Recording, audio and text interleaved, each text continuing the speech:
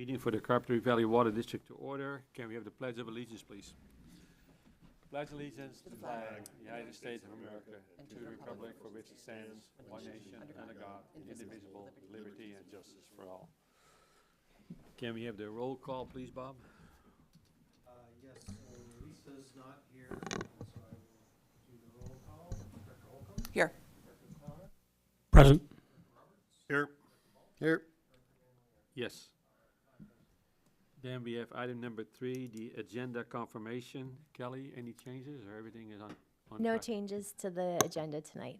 Thank you. Then we got item number 4, public forum. Any person may address the board of directors on any matter within its jurisdiction, which is not on the agenda. Anything, Bob? No. Then we're gonna go into closed session.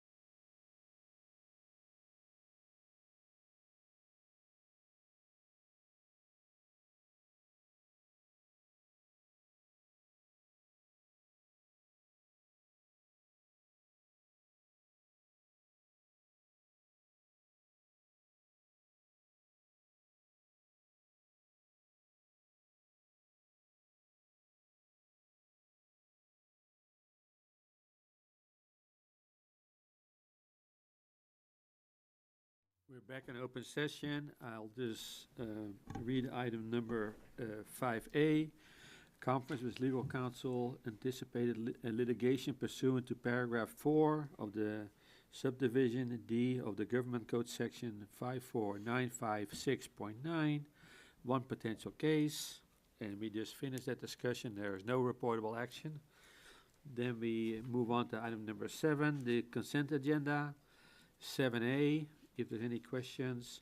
Minutes of the regular board meeting held on March 11, 2026. Any questions? Then we got 7B, disbursement report for February 11, 2026 to March 10, 2026.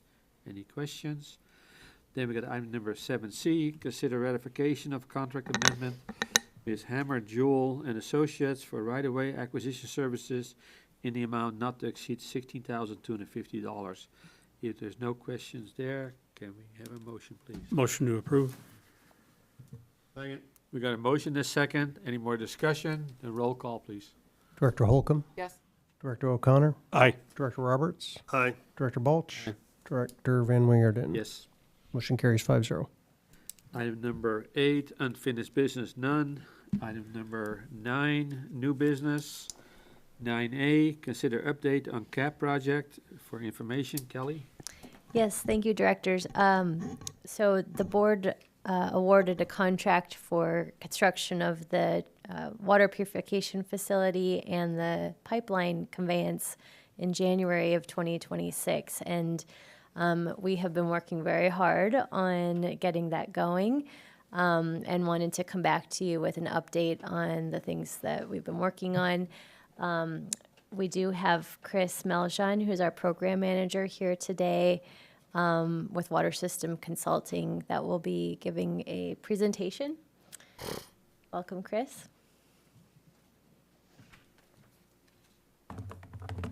Good evening, everyone.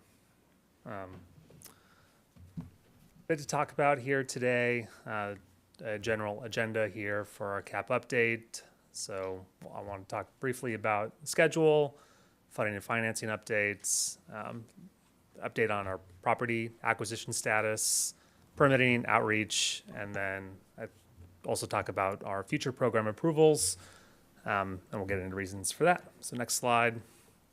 This is kind of our overall program schedule. This is not a complete program schedule since CAP is going to extend out to 2028, but then we would lose resolution on the more near months, so I didn't include the out 2028 timeframe. But generally speaking, what we're looking at here is the AWPF and the conveyance pipelines starting construction in May, June timeframe. We're working through our permit approvals with the city, including our encroachment permits and some of our initial approvals that are required for our conditional use permits. And so those are being worked on by the contractors and will be submitted to the city in the near future. So the expectation is a May and early June start for those programs.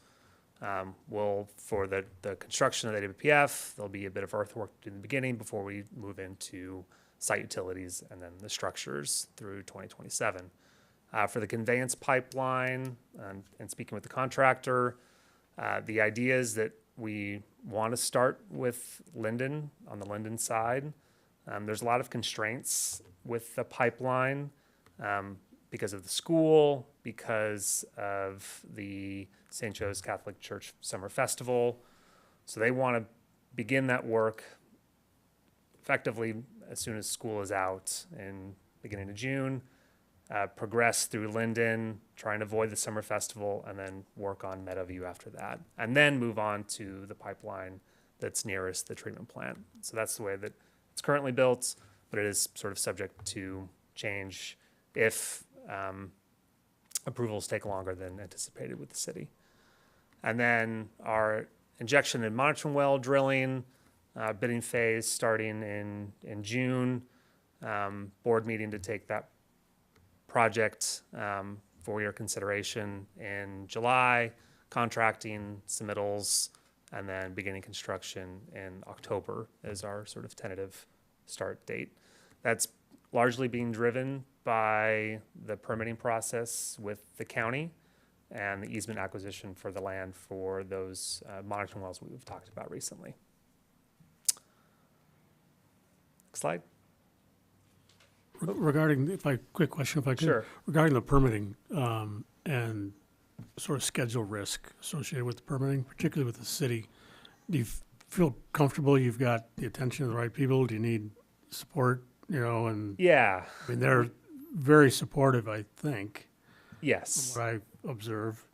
But it gets down into the weeds and, you can lose control pretty quickly, so. Yeah, I think so. We have meetings set up. We spoke with John yesterday, kind of giving some update that these applications are coming to them. So I think we're speaking with the right people, and hopefully the permitting process does not take too long. But we're engaging with the city as much as we can. I would just encourage you to let them know that it's impactful, Yes, any delays. Thanks. thank you. Any other questions about the schedule before move on? Okay. Quick update on funding and financing. So DFA is processing our amendment for our SRF loan and grant, which includes the $10 million water recycling funding program grants, and then increasing our loan amount to $50 million. We submitted our first reimbursement request for $7 million earlier this month. This is going to help fund initial construction work. So we requested disbursements based on all of the planning and engineering work that we have done over the last several years now, because we have not yet requested a disbursement from SRF. And then one issue that we've run into, and we've got a couple of slides here, is that we are not yet approved for disbursements for construction-related costs. That is dependent on acquiring all of our necessary property rights for the project. So there's a couple slides on that, but before we continue, what this may mean and what we're looking into at the moment is obtaining a bridge loan to bridge the gap between now or in the near future and to when we can obtain construction funds. And the next two slides will kind of show where and the reason for that. And so we're running various scenarios on cash flow that are dependent on when we can obtain the construction funds. So the next slide, this is sort of what we would consider our best case scenario, and I'll walk through this a little bit. The top line in blue is our disbursements from all of our funding sources. The bottom line in orange is all of our expenses. And then the two lines, I'm sorry, those are bars, obviously, but the two lines that you see is the cumulative cash flow. And in this scenario, we've obtained our necessary property rights within the next 2 months. We are funding our initial construction costs with the $7 million that we've requested from the state. And by the time we have gone through the first few months of construction, we've now been able to submit our disbursement requests and we can carry on with the project. If we are delayed in our securing of our property rights, next slide. I just also wanted to point out, in the next few months, we are seeing that there is a potential shortfall in the current cash flow for their CAP fund. So we may be coming to the board in those first few months for transferring funds from our reserve balance to cover that temporarily. And it's really just this initial startup phase that we're seeing some of these cash flow issues. And then once we start receiving disbursements from the state, it starts looking much better. We have we'll be talking about some of the property rights issues on, in more detail as we go through. But we have, to your point, Director Connor, been in discussions with the city manager and the city attorney, and have weekly calls set up with them, and they understand the urgency of getting this done. So everyone's very supportive. The city, CSD, and Water District are all working together to try and get this resolved. But this is the not so pretty picture. So on how this it is works. right. This is what we're trying to now plan for, which is that we are unable to secure our property rights for the next 6 months. And we've found ourselves where we are continuing with construction, and we can't yet submit a disbursement request for that construction. There are all alternatives too. We can delay construction. That is an alternative, but that too will come at its own cost from the contractor submitting delay claims. So we're trying to balance on which is the better approach. Are these property rights for the monitoring wells? Say again, sorry? Are these property rights just It's one of unique to 3, monitoring wells? yes. It is, that is related to it, yes. But it's not just the monitoring well property rights. Some are related to the city To of the city. Carpinteria, and Yeah. we'll go through Oh, each right one of away. them. There's Yes. 3 of them. Yes, yeah. What is the latest that it could push until you start having delay issues or delay submittals from the? We haven't asked that contractor that question, and honestly, they probably won't be able to tell us. We can ask them what that question is, and they're gonna say, well, we need to talk to all our suppliers and all of our subcontractors. What is It's- what are they using then for an assumed start date? Right now, they are assuming a start date of late April or early May. That's kind of their assumed start date. So I don't know where that line is. If we say, okay, you got to wait until July, they may be fine with it. If we say you got to wait until October, they may not be fine with that. And we just haven't had those discussions yet. This is something that we can talk about it, especially within the next 2 weeks if we are seeing the way that it's being directed, that we may find ourselves more in this scenario than in the prior.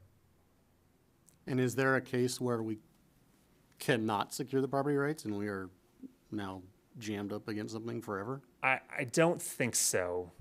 The projects, and this is an interesting point, is as currently designed is dependent on property rights, one of which is because of the ag well is a little bit outside of our control. The other 2 are with the city. Again, they've been very supportive of this, more in our control. There exists a project where we can shift parts of the project so that we don't necessarily have these property rights issues, but those come with design and construction delays too. So we can, maybe it might be better to talk about them as we go through each one, if that Sure, makes yeah. sense. Yeah, So- sorry, but you can ask more questions if you want. Yeah, so I guess I just am curious, this project's been going for a while, how we get jammed up right at the start already is Well, confounding. a lot of this has been going on for a while. Monitoring wells, notwithstanding, since that's a more recent issue, but one of the Olive Street vacation, which we'll talk about in a second, this is the small strip of land that's intended to be vacated by the city to the CSD. We've been working with the city for nearly a year now on this, and it has progressed in the way that the city has approached that vacation.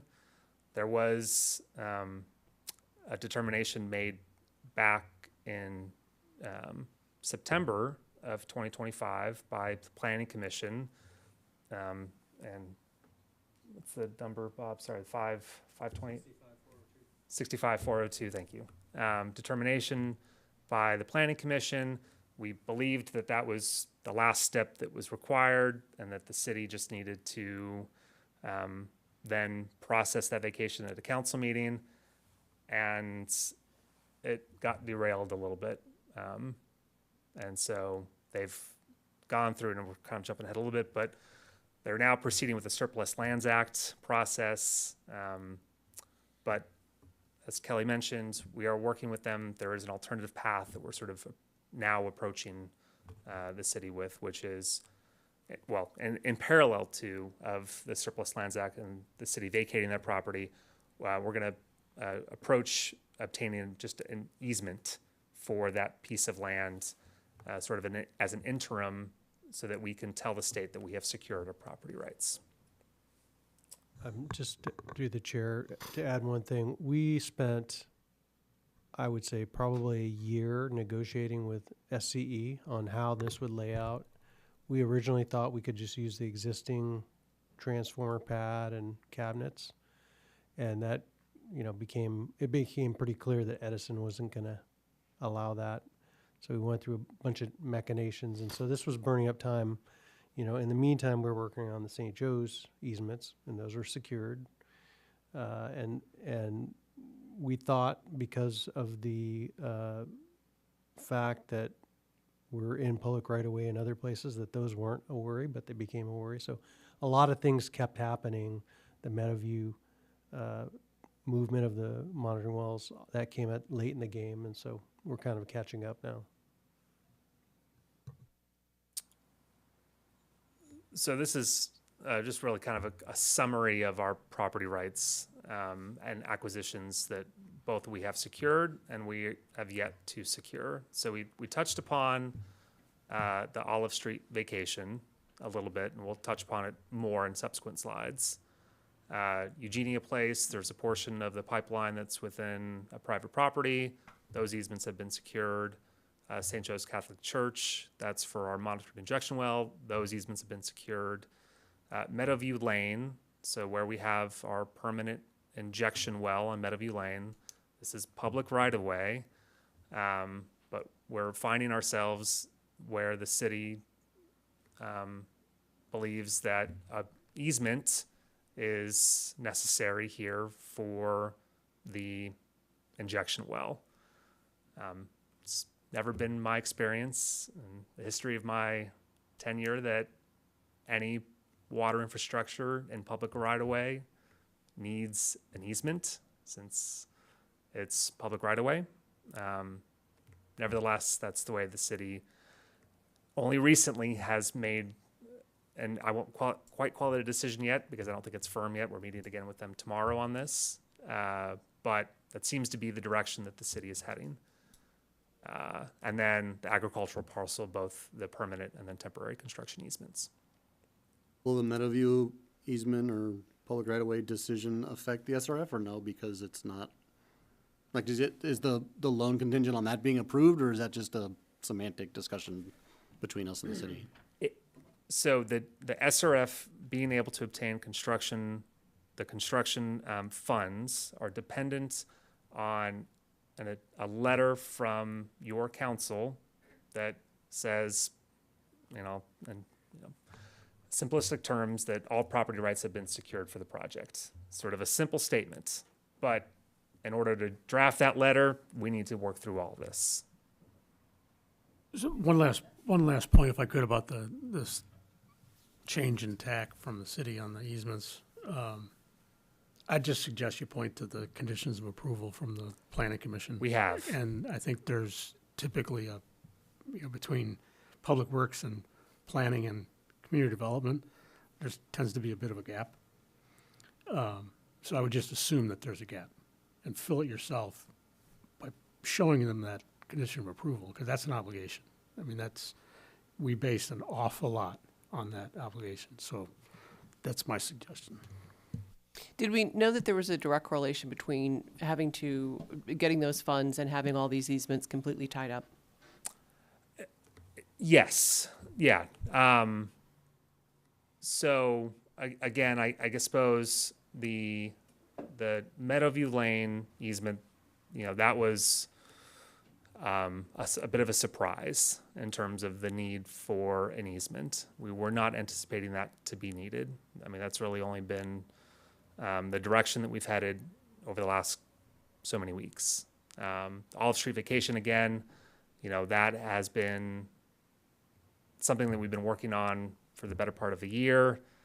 At several steps we're hoping to have been resolved with the city, and yet still not. But now we have an alternative plan that we'll talk about here in a second. And then the agricultural parcel, just, it is what it is in terms of its timing, both from when we decided to move the agricultural parcel or the monitoring wells to the agricultural parcel, and the timing on the SRF agreement, or the request of the construction funds. Yeah, I know the agricultural thing came later, but we've also been working on that for several months. So did we know then that, this is just by the fact that this is going to be, it's all going okay, it's simply going to be a timeline that won't be conducive to being able to say that we have all these easements tied up? And then that could impact our whole timeline, construction timeline. Yes. And the other thing that I would add, I'm not going to name any names, is that several years ago, we were working with one vendor who was shocked and really, really underestimated working through the city and getting those permits to the point that it impacted a project we were working on. So.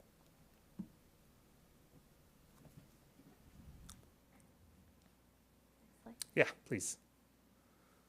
So a little bit more about the vacation here. So again, this is the strip of land in pink that you see here, where the city intends to vacate this 20 by 90 foot strip to the CSD.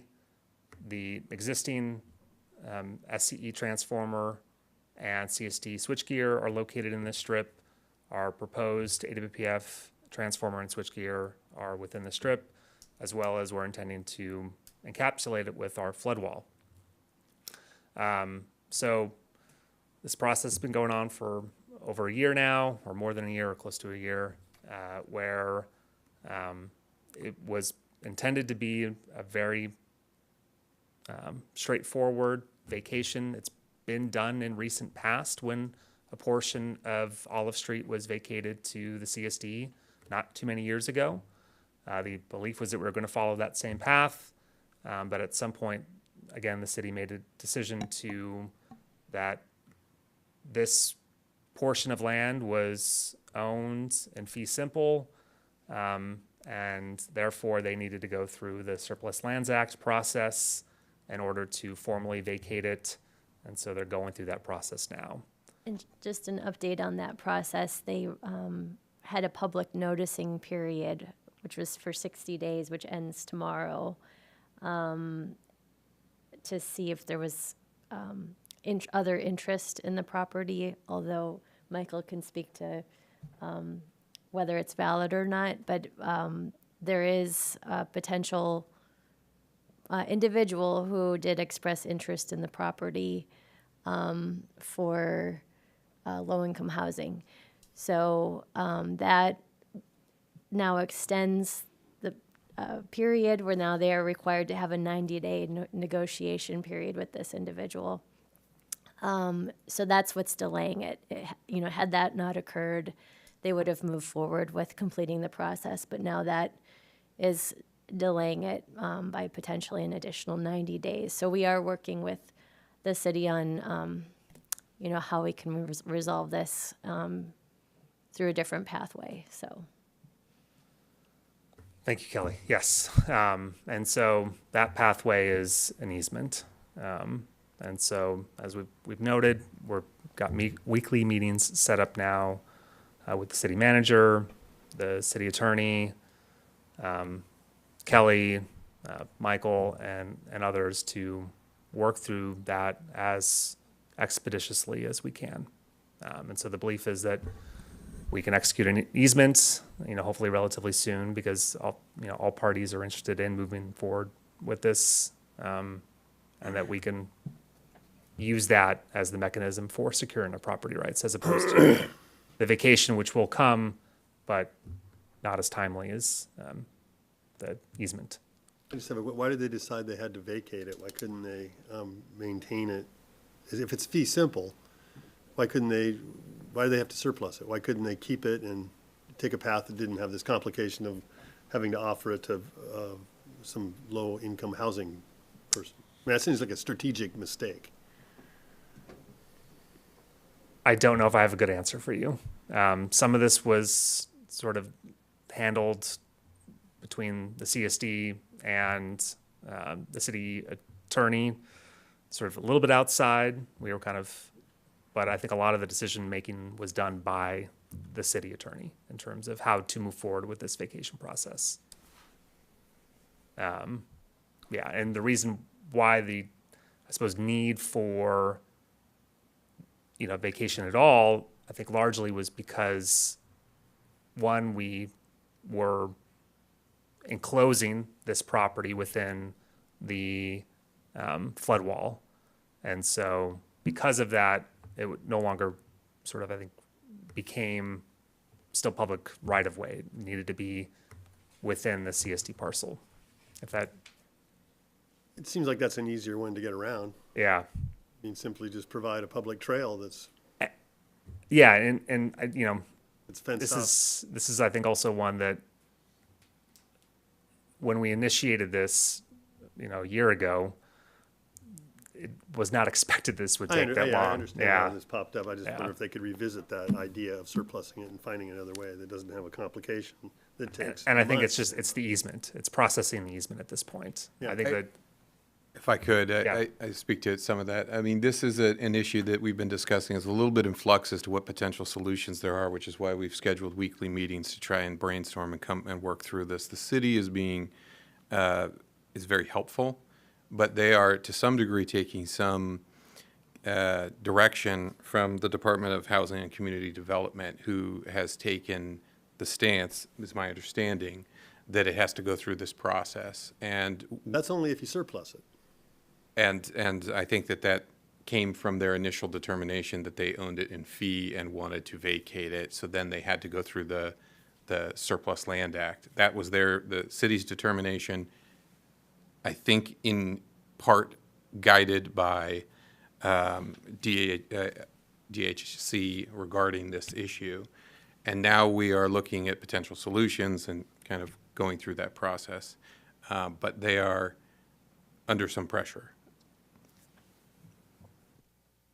I guess a little bit to the point. So I'm not quite clear why we are involved in the acquisition of this property, and then to hear that CSD has been working on it independently and now we're kind of getting jammed up with it, is interesting. And then they have existing infrastructure on this location. I don't understand why we can't build upon the existing infrastructure there. I mean, there's switchgear there, there are transformers there, like, used to be a bigger transformer, they could probably replace it with a bigger one, and that switchgear is ginormous, and they could probably get the switchgear required for both CSD and for the CAP project onto that footprint. Is this a wall issue? Is that what we're running into? Is that why we're becoming problematic? yes, I think that's what sort of originated this, this plan to need to take the land.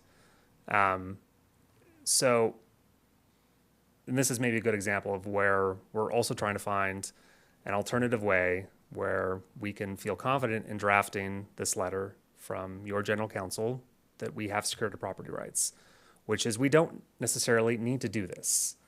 The projects can exist if we don't surround that electrical switchgear. There exists a project where we can move our switchgear off that piece of land and to within the CSD's existing, facility. It complicates things. It adds design. It adds, delays from that standpoint. But there exists a project where that can work. So we don't necessarily need this in order for that letter to be drafted, that we have secured our property rights to implement CAP. So that is true of this. That is, in a lot of ways, true for, at the very least, the agricultural parcel. We don't necessarily need to put those monitoring wells there. That's the way that we've proceeded because of, lots of reasons how we've got to that spot, but we don't need them to be there. They can be in Sterling Road, right next to Franklin Creek or Franklin Park. That's in public right-of-way. It will come at the cost of additional time to work through the permitting with the city, but there exists a project where that could happen. And so another strategy that we're working through all of this is, could we feel confident that we can draft a letter without necessary, is there a project that doesn't involve all of these property rights? Or could we draft a letter that says, yes, we have secured our property rights because we have an alternative to what we currently have. So that is another sort of branch that we're sort of exploring currently, again, to move this process forward. So I just wanted to, use this as a good example of that and why we're also looking at that. Okay, so next slide. I won't spend a lot of time here. Generally, I think you guys are up to date on where we're at with this. We did meet with the property owner on Monday. We planted flags where those wells are going to be. And at this point, we're waiting on the property owner to sign the MOU and to sign the permitting documents so that we can submit them to the County of Santa Barbara. And we are engaging with the County of Santa Barbara to process that coastal development permit, again, as expeditiously as we can. Okay. Permitting, quick update here. So we received comments, and maybe before I go on, are there any other questions on that we just talked about? Because it was a lot. No, we're good. Okay. Quick permitting update. So we received comments on our Title 22 engineering report from DDW, and we held a review meeting with DDW to go over those comments. I was very pleased, and the comments that we got back were pretty minor in nature. We were able to address most of them over the call, with the exception of those that are going to take some time to address because they involve getting product submittals from the contractor, which we don't have yet. We knew that was going to be the way that this whole process would unfold. Our schedule has us not having our Title 22 engineering report approved until about a year into construction. So we are, right on schedule. The main takeaway there is that there wasn't any major gaps, no major holes in our engineering report, which is a good first step. And then County, Santa Barbara, our CDP, again, we met with staff to discuss the monitoring well permitting. Overly didn't seem to be too concerned about the particular project that we have for those monitoring wells, and expected 4 to 6 month issuance for that permit. Quick update on outreach. So before construction begins, we'll be issuing notice postcards approximately a month before, and so those will go out relatively soon. We've got door hangers that need to be placed both 10 and 2 days before construction begins. We've made updates to our website. We plan to include sort of a GIS-based update tool so that if somebody was logging onto the CAP website, they could kind of see progress, particularly of the pipeline, really on a more real-time basis. Social media posts, still engaging with Coastal View articles. We've had some targeted responses to customers who have inquired about CAP, and that we have our groundbreaking ceremony scheduled for the end of May. And then lastly, since we've been bringing lots of contracts for your approval over the last several months, and it seemed prudent to at least inform or provide some information on what you can expect here in the future. So first one, again, we've been talking about this one for a while, our well drilling contract, expected to come back to your board here for action in July. Our agricultural parcel easements, hopefully in May here.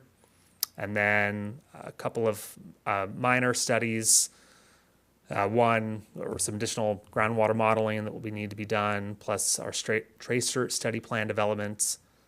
Expected that in July, but that could be pushed. There's not a real urgent need for that. SCADA integration services, so just using your existing SCADA consultant who manages all your current SCADA and making sure that they're on board to help integrate CAP into your existing system.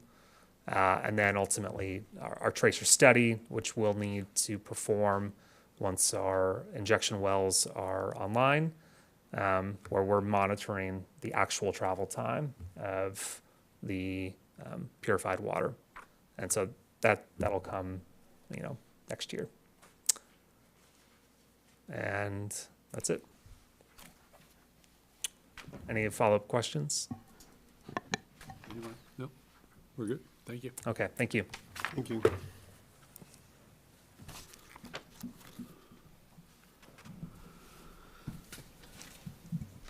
Then we move on to item number 9B, consider contract with Woodard & Cullen for engineering services for the Smiley Well. Number 2, aquifer storage and recovery well project in the amount not to exceed $511,950 for action. Kelly? Yes, thank you, Director. Actually, the next 3 items are all related, so I have just one PowerPoint where I'll go through the background on the Smiley Well number 2 project, and then we can just go through each of the items separately for approval, if that's okay. Also, we have some representatives from Woodard and Curran here today. Craig Erickson and Marina are here if there's any questions on the engineering design services. I'll give a little project background, and then we'll go through each of the contracts for engineering design, hydrogeologic design, and environmental services. So the district has an existing Smiley Well location. The original well was built, the number 1 was built in 1975. And several years ago, it failed. We started to see sand and it was clogging up the pipe. So it's actually been offline for several years now. And this project would propose to replace that well with a new well that has aquifer storage and recovery capability, meaning you can inject water into the ground and then also extract it. So the project involves demolition of the existing Smiley Well number 1 and converting it to a monitoring well, and then constructing the new well. We anticipate that the yield of the new well would be about 1,000 acre-feet per year. That assumes about 70% operation throughout the year at 900 gallons per minute. And the injection capacity would be about 500 acre-feet per year. Again, that's assumes 70% operation and a 450 gallon per minute injection rate. So that's a significant supply for the district. It's roughly 27% of our current demand, I believe. So it's pretty significant. The project also involves permitting for ASR operations, and I think that's it. So there's both pilot ASR operations and then permanent long-term operations. This is just a little history of the timeline of the project. In 2022, a basis of design report was prepared. In 2024, an application was submitted to USBR, that's a federal United States Bureau of Reclamation Water Smart grant. And we received notification of the grant award in 2025. It's a $2.9 million grant. The total project cost is estimated to be $6 million. That includes from inception, from planning and design all the way through construction. So it covers about 50% of the total project cost. In 2025, late 2025 in December, we initiated program management with Water Systems Consulting, and Jess Choman is online, I believe, who is our project manager, assisting us with getting this project going and completed. In January of 2026, we issued 3 RFQs, one for engineering services, one for hydrogeologic services and one for environmental. And in February, executed the grant agreement. And now we're here today requesting award of the 3 contracts. 2026, we will be completing the design, environmental, and permitting, and the idea is to have a shovel-ready project where we could apply for additional grant funding. Prop 4 funds are expected to come out, and so we'd be looking to apply some of those for the construction costs. We do have money for this, funds for this project budgeted for the next fiscal year, so it was fiscal year 27 and 28 when we had proposed budget for this. So we're a little early. It's not quite the next, we've got a few months of the current fiscal year when we'd be using reserves until we get to our budgeted amounts for the proposed budget for next year. And then 2027 is when we'd be looking at construction and ASR pilot testing.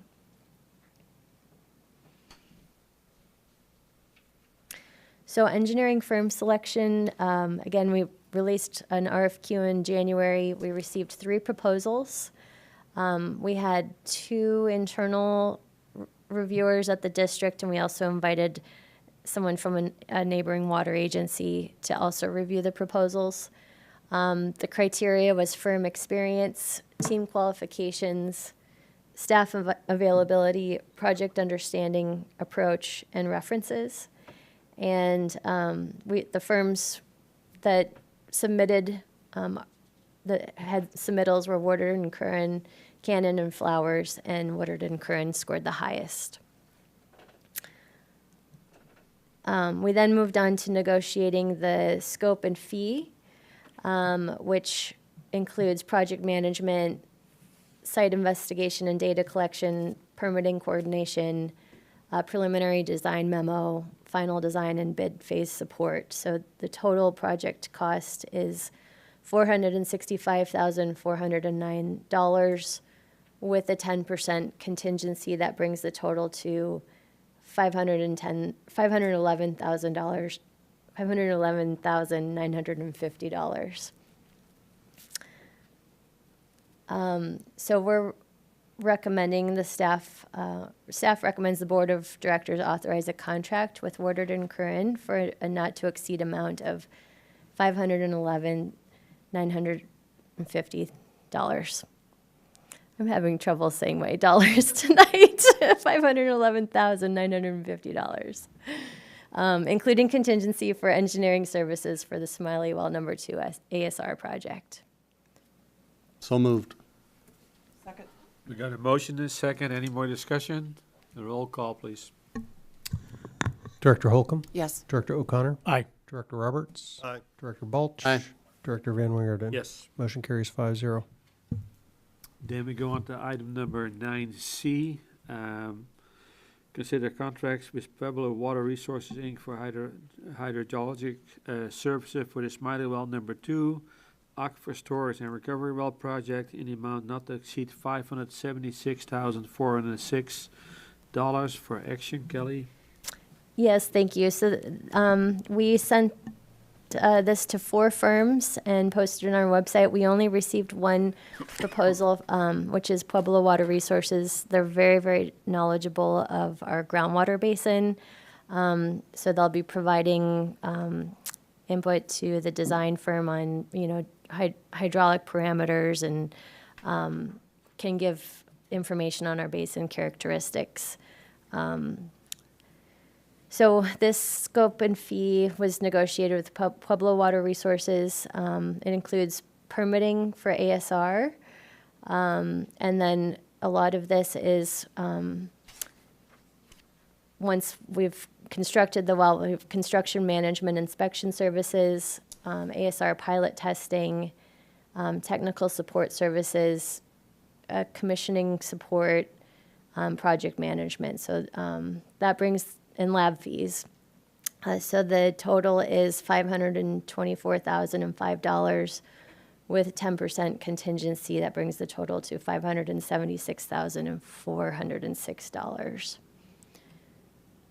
So we're recommending a contract with Pueblo Water Resources for a not-to-exceed amount of $576,406, including contingency for hydrogeologic services for Smiley Well Number 2 ASR project. I have a question. Sorry, go ahead. Oh, the 90,000 for lab, what kind of lab, is that soils or, I mean, occasionally I'll send a water sample to the lab, costs a couple $100. There is water quality testing that we'll have to do once the well is constructed, just to confirm it's meeting regulations. So that 90,000 seems reasonable to you? Yes, we've vetted it with several people. Yeah, so the things that they're testing for a lot of different things. You're injecting a foreign water into the ground, and it may have geochemical reactions. So you want to understand that before you start an ASR program. And so there's a lot of that testing. There's some discharge testing, for example, while they're drilling the well. So there's a lot of lab tests in well drilling and ASR testing. Do they operate their own lab or are they sending it to a sub, No, FGL. It's the FGL? So that's for the duration of the project, like the entire, like bringing the ASR online and, the testing, all that. So that's the whole. That's my understanding, Okay, yes. yeah, okay. Molly, you had a question? Any other questions? Can we have a motion, please? Holly makes a motion to authorize a contract with Pueblo Water Resources not to exceed an amount of $576,406, including contingency for hydrological services for the Smiley Well Number 2 ASR project. Second. We got a motion and a second. Any more discussion? And a roll call, please. Director Holcomb? Yes. Director O'Connor? Aye. Director Roberts? Director Balch? Aye. Director Van Wingerden? Yes. Motion carries 5-0. Then we move on to item number 9D. Consider contract with Rincon Consultants for environmental services for the Smiley Well Number 2 Aquifer Storage and Recovery Well project in an amount not to exceed $219,814 for action. Kelly? Thank you. Yes, so this, we received 4 proposals, and we scored them on the same criteria, and had 2 firms that were in our top rankings, which were Rincon and ESA. And so we decided to hold interviews with them, and after the interviews, we selected Rincon. By the way, this process of that we went through for selecting the firms was actually a requirement of the grant. So we will meet our grant requirements by going through this selection process. This was the scope and fee that was negotiated with Rincon. The technical studies includes biological resources studies and cultural resources studies, which are supporting documents for CEQA and NEPA. The CEQA is a state-required document. We're looking at an initial study and mitigated negative declaration for the project. NEPA is a federal requirement, and the reason we have to do that is because we've received a federal grant. So it is actually a grant requirement to go through the NEPA process. We also will need a coastal development permit, and then project management, which brings the total cost to $199,831. With 10% contingency, the total is $219,814. So we are recommending a contract with Rincon Consultants for a not to exceed amount of, is that the same? It's $219,814 for environmental services for Smiley Well. Which is the correct one? It should be the 219 number. Yeah, it's correct on the agenda. Also move for approval. Second. We got a motion and a second. Any more discussion? And a roll call, please. Director Holcomb? Yes. Director O'Connor? Aye. Director Roberts? Aye. Director Balch? Aye. Director Van Wingerden. Yes. Motion carries 5-0. Then we got item number 9E, consider authorizing a contract with General Pump Company for the headquarters well pump evaluation services in the amount not to exceed $88,987 for action. Kelly? Yes, this is so as part of the CAP project, we have to do zone-specific testing at our existing headquarters well, and Pueblo Water Resources has a contract to do that, where we look at the hydraulic characteristics at each of the 3 zones where we have screens in our water production areas. And we also have to look at chlorides in each of those zones. So they were, as part of that work, they were gonna have to take the existing pump out and put in a test pump. And so we decided to have our existing pump evaluated and inspected. So at the same time, and so that's what this is a contract or additional funding for having our existing pump evaluated. It does not include the cost of any sort of repairs or improvements that we might have to do depending on what comes back from the findings on the inspection. So, so it's partially funded by CAP, about $30,000, if I recall, would come from the CAP project, and the remainder would be out of our existing authorized budget for the current fiscal year. I'll move for approval of the contract with General Pump Company for $88,987. Holly seconds. We got a motion and a second. Any more discussion? Roll call, please. Director Holcomb, Yes? Director O'Connor, Aye. Director Roberts, Aye. Director Balch. Aye. Director Van Wingerden. Yes. Motion carries 5-0. Then we got item number 9F, consider authorizing a contract with Flowers and Associates for pre-design services of the district headquarters parking lot in the amount not to exceed $23,500 for action. Kelly? Yes, thank you. So our parking lot at our headquarters location is pretty severely degraded, but it's, we don't really know the cost of repair at this point. So the purpose of this work is to do a survey and take some coring samples so we can figure out the quality of the pavement and then have a better, make a better decision on budgeting for a future project to repave the parking lot. I had a question. So I get the coring and the coordinating the survey of the existing parking lot. I wasn't quite sure what we're trying to accomplish with surveying our parking lot. Just understanding the area and basically where the problems are to identify that. Oh, so the project's not going to be the whole parking lot? It might be. It might not be, depending on how much it costs and how bad the conditions are, throughout. It's a survey of the asphalt. Yes. Okay, got it. Thank you. Yeah, and so I will just mention, when I got here in 1999, we were talking about fixing the parking lot. Yep. And so over the years, what we've done is cut out bad sections and do a little patch, 10-foot by 20-foot patches. So there's a number of areas that are different than, some of the legacy stuff. So it's really starting to unravel the whole parking lot. So I think it's important for us to evaluate this and understand what we have and what we need to do. Yeah, got it. I thought it was a geospatial survey, not a survey of the actual asphalt. Yeah, I agree. The parking lot's terrible. You can ask asphalt a lot of questions and rarely will you get an answer. Okay, we have a motion, please. Holly makes a motion. Second. We got a motion and a second. Any more discussion? Roll call, please. Director Holcomb? Yes? Director O'Connor? Aye. Director Roberts? Aye. Director Balch? Aye. Director Van Wingerden. Yes. Motion carries 5-0.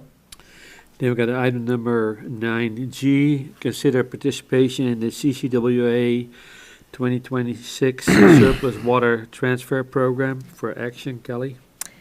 Yes, thank you. So this was something that was discussed at the CCWA Operating Committee fairly recently. Their San Luis Reservoir is full in terms of the state water capacity, and potentially subject to spill. The greatest risk of spill was in March, and then it kind of declines in April and May. So we might be okay because it has not yet spilled. We have been able to encroach into some of the federal capacity. It seems that hasn't been an issue, that they're able to work something out where we can hold some of our water in the federal capacity for the time being. But nonetheless, CCWA is starting this surplus water transfer program with all the storage that's in San Luis. Carpinteria has participated historically in this program. They're just wanting to update the agreement so that it's a one-year term rather than sort of in perpetuity. So we'll have to come back every year and express interest. And it also changes the name of the contractor from the Santa Barbara County agency to CCWA. Carpinteria currently has 3,219 acre feet of water stored in San Luis. Of that amount, 2,076 of it, I believe, is subject to spill. So we're recommending participating in this program. There's very minimal cost of participating. It's really just, are you interested in being included in potential opportunities? And then if you're part of this program, then they'll send term sheets and information on potential deals.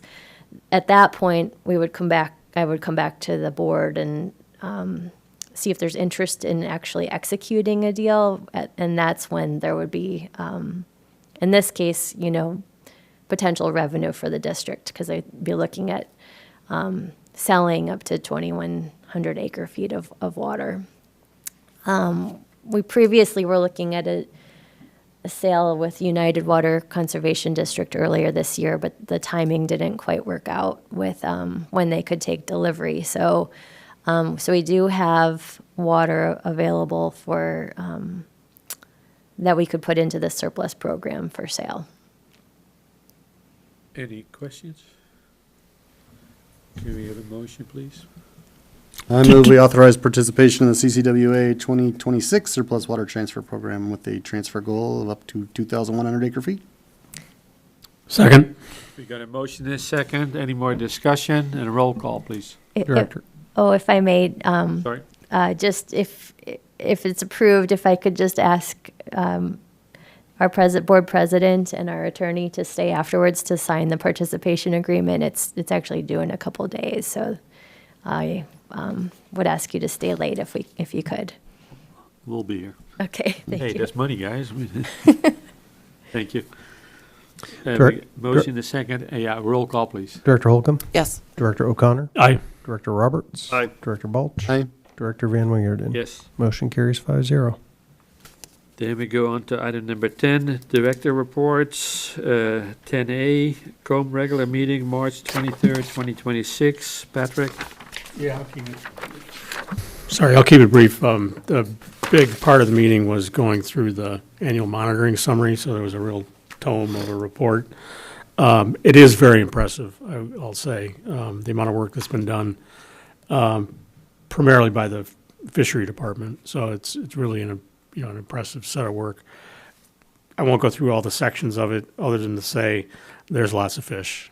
There's continuing more fish. Last time I reported, there was one steelhead. There's like 9 now at Hilton Creek. So everybody's thrilled about what's going on. And I would say they bought a truck. And the reason they bought a truck, there was an accident. It was a non-injury accident on project property, and they had to replace the truck. So other than that, that's all I have. Thank you. Was it one of the trucks that we just bought? No, it was an older truck. Okay, thank you. Yeah. Okay, thank you. Then on item number 11, Michael, am I supposed to do this if there's any questions? And if not, I'd like to move on. Are you guys okay with that? Yes. I'm sorry, I don't understand your question. So on item 11, A, B, C, D, and E, I'm asking if there's any questions from the board, and if there's not, I'd like to dispense of that requirement. I think that's fine. Any questions? Then we move on. Then we got item number 12, consider dates and the items for the agenda for Carpinteria Valley Water District Board meeting of April 8, 2026 at 5:30 p.m. Carpinteria City Hall. I have one. 5775 Carpinteria Avenue, Carpinteria, California, and we are. Wait, not yet. Sorry. I would like to propose, after hearing this easement update, which just scares the hell out of me, I would like this to come back as often as possible, because we were just saying months ago that, oh, gee, we need more time on this. No, we can't do that, because then the vendor's already picked, and this will just push everything back, and then it's gonna cost us. We're already looking now at pushing it back because of easements and because of city regulations that I hope were not underestimated, but even Southern California Edison is not a cakewalk either.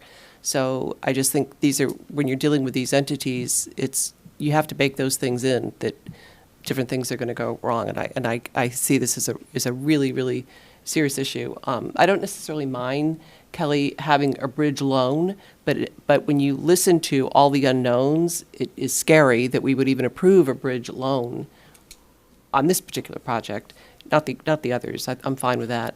When we just don't really seem to know what the next steps are in some of these things. I'm very concerned. Thank you. Then we are adjourned. Thank you. Thank you.